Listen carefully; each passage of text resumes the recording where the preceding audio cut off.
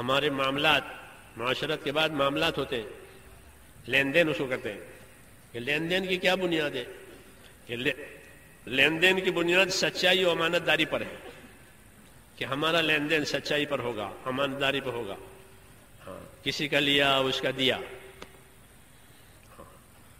تجارت کی کہ ہاں ضرور کرو، حلال روزی کمانے کا بہترین ذریعہ ہے، مگر امانت داری کے ساتھ، کہ تجارت امانت داری کے ساتھ، کہ تجارت سچائی کے ساتھ، لین دین سچائی کے ساتھ، کہ بس کہ سچا اور ایماندار تاجر کل قیامت میں نبیوں کے ساتھ ہوگا. تو معاملات کی بنیاد ایمانداری اور سچائی پر رکھی کہ ہمارا لین دین لوگوں کے ساتھ صحیح ہو. یہ نہیں کہ لیا تھا اور دینے کا نام نہیں ہے، ادھار لیا تھا، قرضہ لیا تھا اور دینے کا نام نہیں ہے.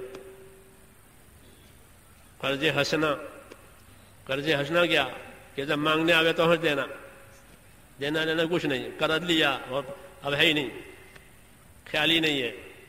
کہ یہ بہت غلط بات ہے. اپنا لین دین ایماندارانہ صاف رکھو. حضور صلی اللہ علیہ وسلم کے زمانے میں جنازہ آتا تھا تو پوچھتے تھے کہ اس کے ذمے کوئی قرضہ ہے کسی کا؟ یہ لوگوں کا قرض لے کر مرا ہے یا کیا ہوا ہے؟ اگر معلوم ہوا کہ لوگوں کا قرضہ اس پر ہے تو فرماتے تھے ادا کرنے کے لیے مال چھوڑا ہے کہ ہاں، تو پھر جنازے کی نماز پڑھاتے تھے. اور یہ کہ لوگوں کا قرضہ لیا ہے اور دیا نہیں ہے کہ تم نماز پڑھ لو اس کی.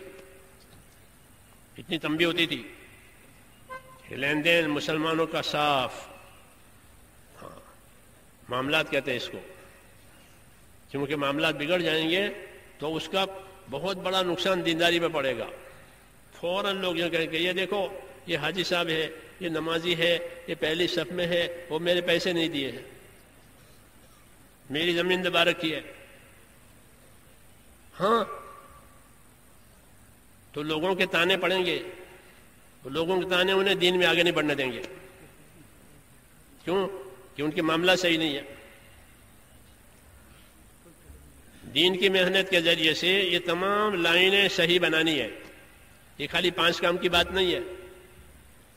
5 کام تو جیسے میں نے کہا یہ تو محنت مشق کے لیے ہے، الف با تا کی طرح سے، کہ ہماری لائن، کہ ہمارا ایمان، ہماری عبادت، ہمارا رہن سہن، ہمارا لین دین، ہمارا اخلاق، یہ سب دین بن جائے. پھر دیکھو دین اپنی برکتوں کے ساتھ آئے گا.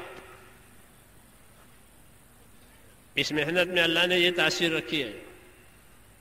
اگر یہ اثر ہو گیا، یہ اصولوں کے ساتھ یہ کام ہوا، تو یہ خود اپنا اثر پیدا کرے گا. کہ آدمی میں استعداد پیدا ہوگی، اپنی عبادتیں بھی صحیح کرے گا، اپنا رہن سہن بھی صحیح کرے گا. کسی کی اپنی غلطی ہے تو معافی مانگے گا، کسی کی غلطی ہوئی تو معاف کر دے گا. کسی کا لیا ہے کہ ادا کرے گا. امانت ہے. ایمان ترقی کرتا ہے تو امانت داری آتی ہے. لوگوں کے حق کے بارے میں ڈرے گا آدمی کہ لوگوں کا حق ہے. یہ عمل ہے. اس کے اندر بیماریوں کا علاج ہے. جو بیماری ہوگی زندگی میں، اگر یہ محنت صحیح ہوئی تو جیسے دوا بیماری پہ کی جگہ پر جا کر اثر کرتی ہے. دوا جو آدمی لیتا ہے تو دوا تو پیٹ میں جاتی ہے، لیکن اس کا اثر وہاں جاتا ہے جہاں درد ہوتا ہے. اگر گھٹنے کا درد ہے اور گھٹنے کی گولی کھائی ہے تو گولی گھٹنے میں نہیں جاتی، گولی تو پیٹ میں جاتی ہے، لیکن گولی کا اثر گھٹنے میں جاتا ہے. سر کا درد ہے اور سر کے درد کی دوا لی ہے تو دوا پیٹ میں جائے گی پانی کے ساتھ، لیکن دوا کا اثر سر پر جائے گا. یہ اندر نظام ہے اللہ تعالیٰ کا، کیونکہ تندرستی دینے والا اللہ ہے، دوا نہیں. تو دوا کے لیے ایسی لائنیں بنی اندر. ہر کجا دردش دوا انجا روت، ہر کجا رنجش شفا انجا روت. جہاں درد ہوگا دوا کا اثر وہاں جائے گا، جہاں بیماری ہوگی شفا کا اثر وہاں جائے گا. یہ اندر ایسا نظام ہے بدن کا. ایسے روحانیت کا بھی یہ اثر ہے کہ آدمی نے دین لیا تو وہ دین جا کر کے اس بیماری پر جا کے اثر کرے گا کہ تیرے اندر یہ بیماری ہے، تو فوراً وہ بیماری اس کو چوبے گی. ہم لوگ انگلینڈ میں تھے تو میرے ساتھ ایک آدمی 20 روز کے نکلا، پڑھا لکھا آدمی تھا. ایک دن مجھے کہنے لگا کہ امیر صاحب ایک مشورہ ہے. ضرور. کیا مشورہ ہے؟ کہ آپ سے مشورہ کرنا چاہتا ہوں کہ میں اپنے ابا کو لیٹر لکھوں. اچھا وہ تو اسکول کے ٹیچر تھے وہ خود. میں نے کہا آپ تو پڑھے لکھے آدمی ہیں, اس میں لیٹر لکھنے میں کیا پوچھنے کی بات ہوئی؟ کہ نہیں بات دوسری ہے, لیٹر لکھنا تو میرے لیے کوئی بڑا کام نہیں ہے. دوسری بات کیا ہے؟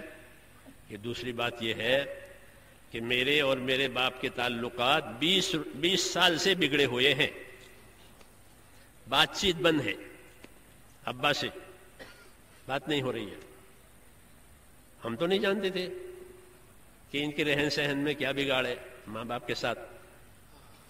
اب یہ چلا ہے اس محنت میں, باتیں سنی, محنت ہوئی, فضا دیکھی, تو اس کام نے اس پر یہ اثر کیا کہ 20 برس جو بات چبھی نہیں اب چبھنے لگی, اب چبھنے لگی. ہاں کیوں؟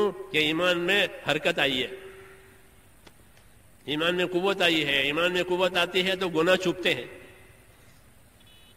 جیسے بدن سن ہو گیا ہو تو کوئی بھی چیز چبھے گی, پھانس ہو, پین ہو, لیکن بدن سن ہو گیا ہے پھر نہیں چبھے گی وہ. ایسے ایمان سن ہو جاتا ہے پھر گناہ چبھتے نہیں ہیں.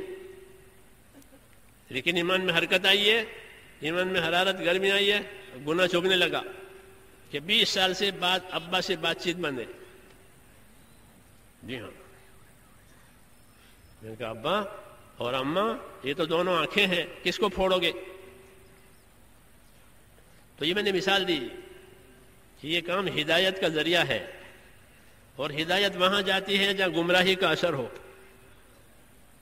ہاں جیسے بیماری دوا وہاں جاتی ہے جہاں بیماری کا اثر ہو. اس لیے ہم لوگوں کو ترغیب دیتے ہیں کہ اصولوں کے ساتھ, قربانیوں کے ساتھ, محنت کے ساتھ اس راستے میں پھریں, پھر دیکھیں کیا فائدہ ہوتا ہے. تکلیف آئے اس راستے میں تو برداشت کریں. ہاں تکلیفوں کے بغیر بات بنتی نہیں ہے. جب اس راستے کی تکلیفیں برداشت کی جائے گی پھر اس راستے کا اثر دوسرا ہوگا, اس محنت کا اثر دوسرا ہوگا. ہاں کہ فاسق کو توبہ ملے گی, گنہگار کو توبہ ملے گی. ہاں اور پہلے سے پابند ہے تو پرہیزگار ہو جائے گا. یہ ہوتا ہے. عرب میرے ہاں آتے, ہمارے پاس آتے ہیں, میں عربوں سے کہتا ہوں ایک محنت کرو اصولوں سے. ہاں اگر آدمی پہلے سے اچھا نہیں ہے تو اس کو اللہ توبہ دے دے گا, وہ توبہ کر کے ٹھیک ہو جائے گا. اور پہلے سے بہتر ہے تو پرہیزگار ہو جائے گا, متقی ہو جائے گا. اللہ تعالیٰ اس کو تقویٰ و پرہیزگاری دیں گے. اس لیے ہم اپنے بھائیوں سے یہ عرض کرتے ہیں کہ محنت میں لگے, ہر ایک لگے, ہر ایک کو اپنی صلاحیت کے مطابق فائدہ ہوگا, ہر ایک کو اپنی صلاحیت کے مطابق فائدہ ہوگا. جیسے زمین ہے نا, بعض زمین زعفران کی ہوتی ہے, بعض زمین جو کی ہوتی ہے, بعض زمین ایسے ادرک کی ہوتی ہے, اس میں ادرک پیدا ہوتا ہے, زعفران پیدا ہوتا ہے, بعض ایسی ہے جس میں جو باجرہ پیدا ہوتا ہے. لیکن پانی کی سب کو ضرورت ہے. پانی نہیں ہے تو ادرک بھی نہیں اور زعفران بھی نہیں, اور جو بھی نہیں اور باجرہ بھی نہیں. وہ پانی ہے تو کہ زعفران کی زمین میں زعفران ہوگا, ادرک کی زمین میں ادرک, جو کی زمین میں جو, باجرے کی زمین میں باجرہ, میوہ اور پھل کی زمین میں پھل. پانی سب کے لیے ایک. یسقى بماء واحد ونفضل بعضها على بعض في الأكل. ایک ہی پانی سے سب کو سینچائی سب کی ہوتی ہے, ایک ہی پانی سب کو دیا جاتا ہے.